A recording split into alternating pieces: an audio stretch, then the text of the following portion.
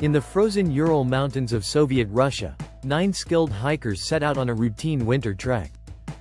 Weeks later, their bodies were found scattered across the snow, barefoot, barely dressed, and bearing horrifying injuries. One was missing her tongue. Others had crushed ribs and fractured skulls, but no external wounds. Their tent had been slashed open from the inside. And some of their clothing was radioactive. The official Soviet report concluded they died from an unknown compelling force. This is the story of the Dyatlov Pass Incident. And even after 65 years, it remains one of the most disturbing unsolved mysteries in modern history. Let's begin with who these hikers were. The group consisted of 10 students and graduates from the Ural Polytechnic Institute, most in their early 20s. They were experienced in long-distance expeditions and certified for high-grade treks. The leader was Igor Dyatlov, 23, known for being disciplined, intelligent, and methodical. Others included Zinaida Kolmogorova, athletic and optimistic; Lyudmila Dubanina, known for her strong will; Rustam Slobodin, a seasoned trekker; Yuri Krivonishenko, a jokester and musician. One member, Yuri Yudin, turned back early due to illness, making him the only survivor of the expedition. He would later say, "If I had gone with them, I would have died too." On January 27, 1959, the group departed from the town of Vizay, the last settlement before the wilderness. Their route would take them through rugged, snowy terrain, toward Mount Otwarden.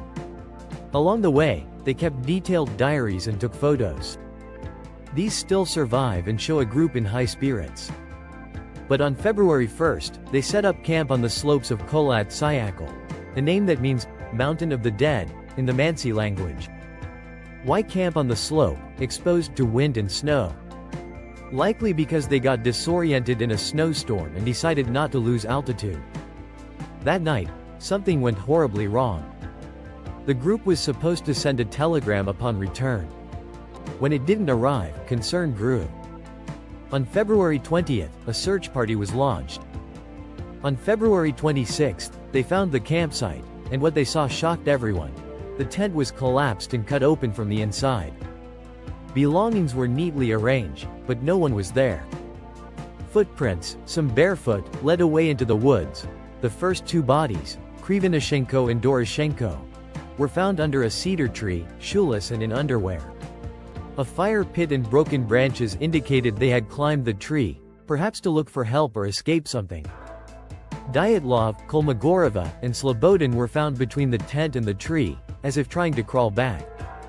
All had died of hypothermia. But Slobodin had a cracked skull. Was it from a fall, or something else? 2 months later, the remaining 4 were found in a ravine, partially buried under snow. These bodies showed severe internal trauma.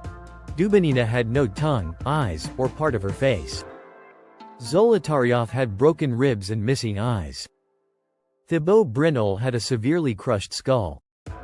Strangely, these injuries resembled high-impact trauma, like being hit by a car, but without any external bruises or lacerations. Even more confusing, some of their clothing tested positive for radiation. Were they attacked? Was there an explosion? Why would trained hikers flee into the snow without gear, in such a calm but fatal way? This is the official explanation given by Russian authorities in 2020. They say the team triggered a small slab avalanche, panicked, fled, and then froze to death. But critics argue, the slope wasn't steep enough, no debris field was found, the tent was still partially standing, the injuries also don't match avalanche trauma. Proposed by researcher Dani Ikar, this theory suggests wind patterns created a low-frequency sound, infrasound, that can cause unease, panic, and hallucinations. The group may have experienced irrational terror, fled the tent, then succumbed to exposure. Some believe the hikers accidentally entered a Soviet weapons testing zone. The evidence? Radiation on clothing, burned treetops, orange lights in the sky. The Soviet Union's rushed to close and seal the case. Were they caught in the blast radius of a secret bomb or rocket test?